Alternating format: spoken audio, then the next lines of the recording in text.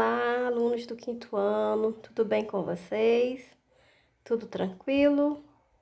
Bom, espero que vocês estejam bem, né? E que estejam bem motivados, né? Nós já estamos quase encerrando este bimestre, né? Semana que vem nós já vamos passar para as avaliações, depois fazer recuperações dos alunos que porventura não alcançaram, né, as suas notas.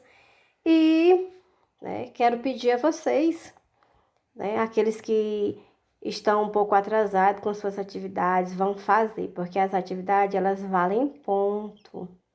E quem não fez a prova passada, ainda dá tempo, vamos fazer, né? Passe lá na escola, pega a avaliação, lá tem várias avaliações já impressas, pegue a avaliação, façam, né? Poste aqui aos professores o gabarito, não precisa postar a prova toda, basta postar o gabarito. Então, faça por vocês, né? Cada um fazendo por si, no final a gente consegue um bom resultado, tá? Bom, eu quero que vocês abram o livro de ciências na página 75. Aula passada nós falamos sobre dureza, né? Então vamos só relembrar um pouco o que é a dureza. Bom, normalmente nós falamos que algumas coisas que são duras, a gente diz que ficou riscado, como por exemplo, às vezes a gente coloca, pega um papel e a caneta, né? Aí risca o papel, na verdade, quem foi que ficou riscado? A gente passa no papel, né? A caneta. Quem ficou riscado? Será que foi o papel ou foi a caneta? Quem se desgastou? Foi o papel ou foi a caneta? A mesma coisa acontece com o quadro, com o giz e com outros materiais. Não é isso? Bom, então vamos ver dentro dessa reflexão, né, sobre a dureza, que ele falou que existe o quê? Que a dureza é a outra, né, é uma outra propriedade dos materiais e que ela, né, tem um significado bem específico, né? Como por exemplo, se nós pegarmos aqui a rocha e o vidro e passar a rocha no vidro, o que vai acontecer, né? Quem se desgastou foi a rocha ou foi o vidro?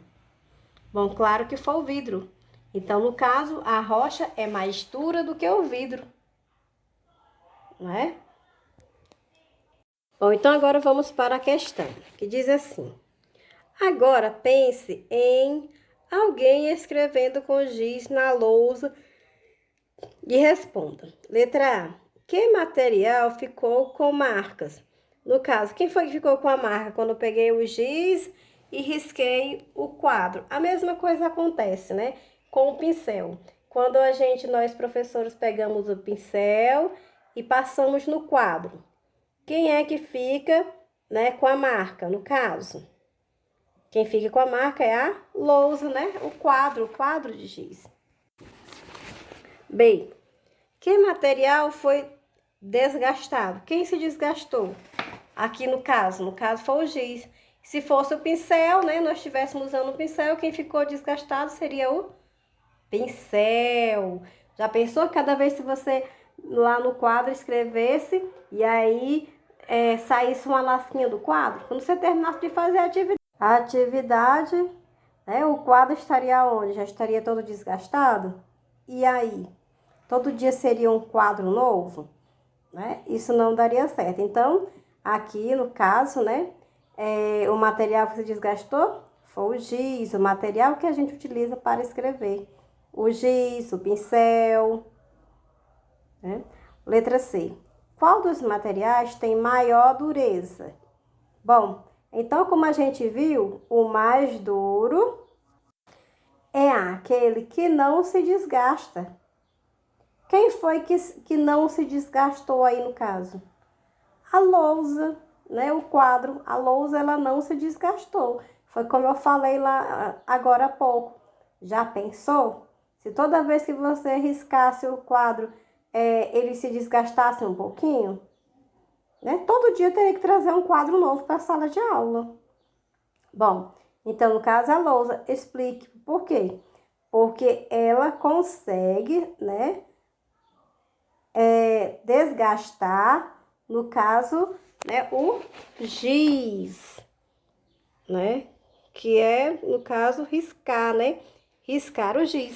Então, quando a gente diz isso, quem ficou riscado? Foi o quadro ou foi o giz? Foi o giz. Quem é riscado é aquele que se desgasta. É porque nós utilizamos esse termo riscar de maneira um pouco errada, né? A gente confunde. Mas quem risca é aquele que se desgastou, certo? Então, ó, o quadro está riscado. Não, o quadro não está riscado. Quem está riscado foi aquele produto que eu passei no quadro que se desgastou. Pode ser o pincel ou pode ser o giz. Certo, meus amores? Espero que vocês tenham compreendido, tá? Em relação a isso, sobre a dureza. Que sempre quem risca é aquele material que se desgasta. Bom, logo na página seguinte, nós temos aí para saber mais. É como se fosse um pouco de curiosidade, né? Na página 76, que tem assim: a dureza do diamante. Você sabia que o material mais duro que existe na natureza é o diamante?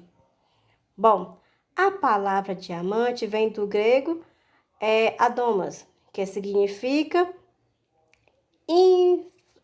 aliás, inflexível, né?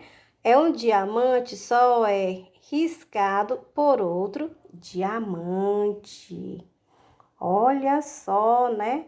Nossa, que curiosidade, é bem interessante isso. Então, guardem isso na memória de vocês. Qual é, né, o material existente na natureza que é mais duro? É o diamante, por isso que ele é uma pedra tão preciosa. Tá? Então, às vezes tem alguns instrumentos que são utilizados por profissionais da construção, que eles utilizam, por exemplo, para cortar barras de ferro, cortar rocha, cortar outras coisas que são muito duras. Nesse equipamento, ele é feito à base do diamante, né? É usado uma lâmina de diamante para fazer esses cortes. Bom, então finalizamos a parte da dureza e vamos agora conhecer um pouco sobre a condutibilidade elétrica.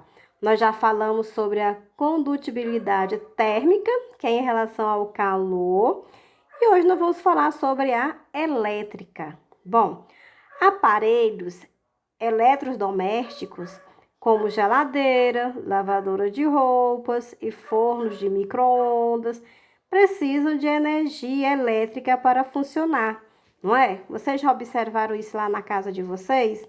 Bom, nós temos muitos, né, eletrodomésticos, como a gente fala, não só esses, mas temos muitos e muitos, né, como televisão, ferro elétrico, né, muitas coisas que nós utilizamos em casa, nós utilizamos praticamente a energia, até os brinquedos, né, alguns brinquedos, a gente utiliza a energia elétrica.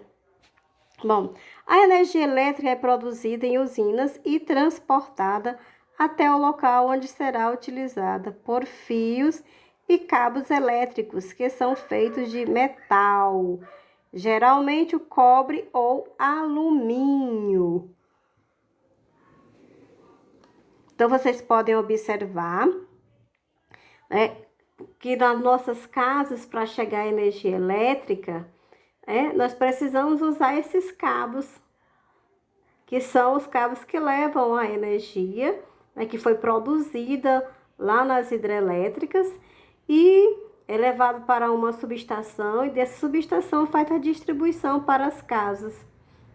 E aí, cada uma casa recebe a sua energia de acordo com as suas necessidades.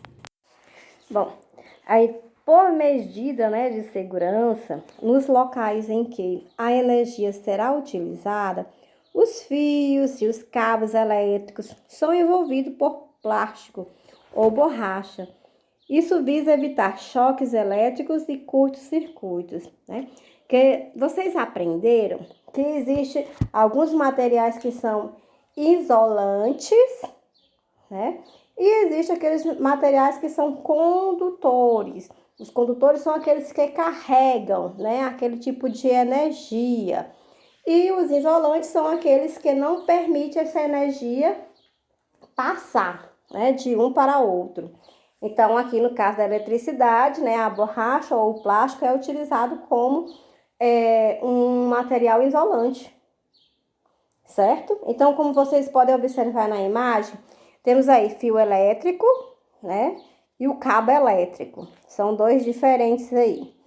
Bom, os fios elétricos são feitos por um único filamento metálico, né? Vocês podem ver aí que é só um ferrinho.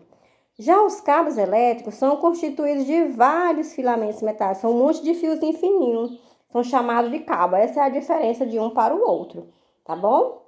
É entendido? Bom, então, para melhorar a fixação, né, em relação à condutibilidade elétrica, eu quero que vocês respondam a página 77 e a página 78, tá certo? Bom, então façam isso. E qualquer dúvida, façam uma leitura de novo na página 76 ou podem, né, também estar perguntando a mim. Bom, finalizamos a nossa aula de hoje. Tchau, tchau e até a nossa próxima aula.